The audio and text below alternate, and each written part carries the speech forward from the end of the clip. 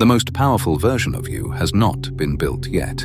It is being built right now, in the thing you are currently trying to survive. Most people treat suffering as an interruption, as something that happens between the real moments of their life, something to get through as quickly as possible, to minimize, to medicate, to distract from, so they can return to who they were before it arrived. This is the most expensive mistake a person can make.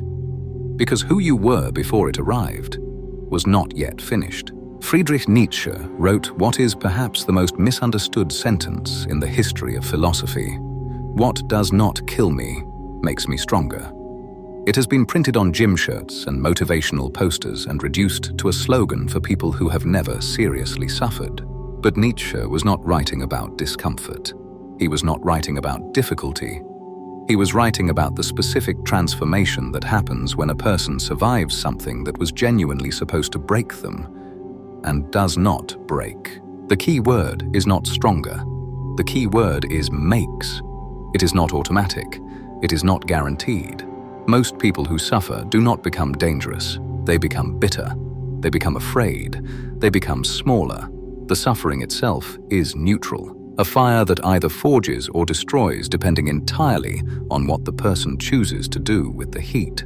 Think about the people in your life who carry real authority, not the people with titles or money or obvious power, the ones whose presence changes the temperature of a room, the ones whose opinion carries weight without them having to raise their voice, the ones who seem unmoved by things that would unsettle everyone else. Now ask yourself, did any of them have an easy life? Almost never. What you are reading as calm is not the absence of experience. It is the result of having survived something that would have ended most people, and coming out the other side knowing they can. This is what suffering actually builds, if you let it. Not muscle, not toughness in the way most people mean it. Something quieter and far more powerful.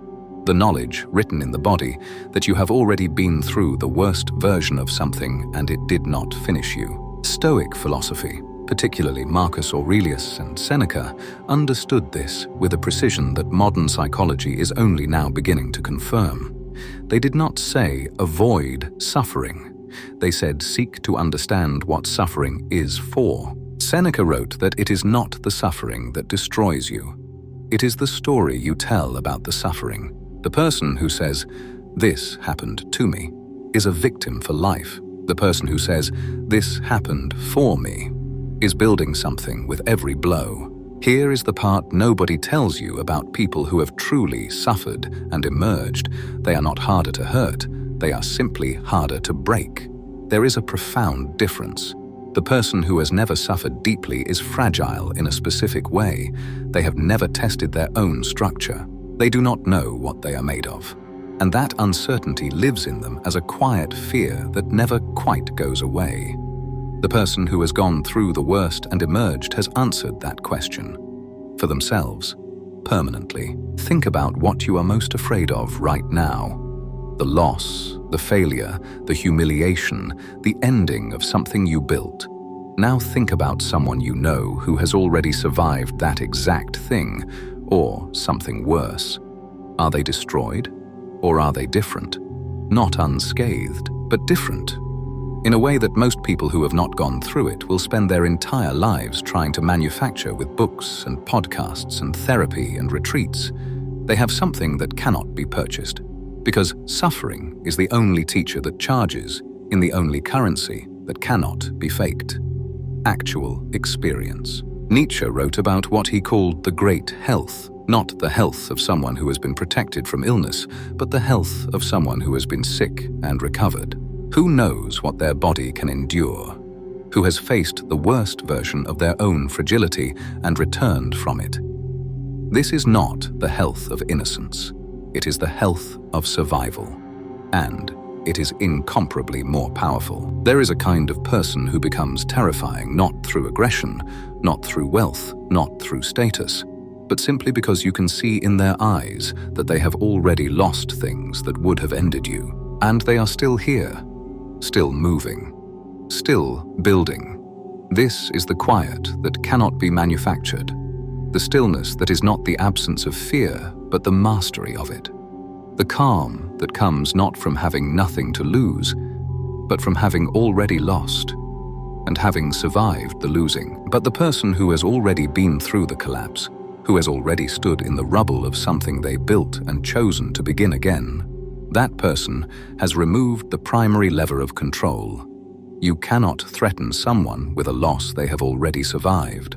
This does not mean you should seek pain. It does not mean suffering is good.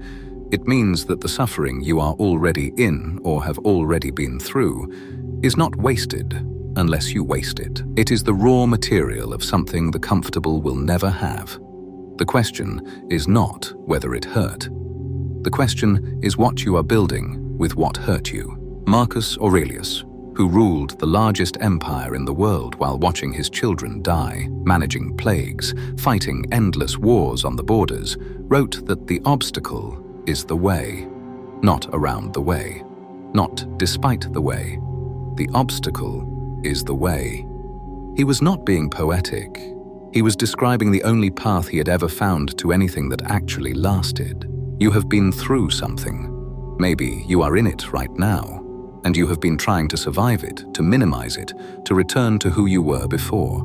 But who you were before cannot go where you are going. The version of you that emerges from what you are currently carrying, if you carry it correctly, if you refuse to let it make you bitter or afraid or small, that version is the most dangerous thing you will ever become. Not dangerous to others, dangerous to every limitation that has ever been placed on you, dangerous to every person who was counting on your fear to keep you manageable, dangerous to every version of a life that was too small for what you are becoming. Stop waiting for the suffering to end before you begin. You are already in the forge.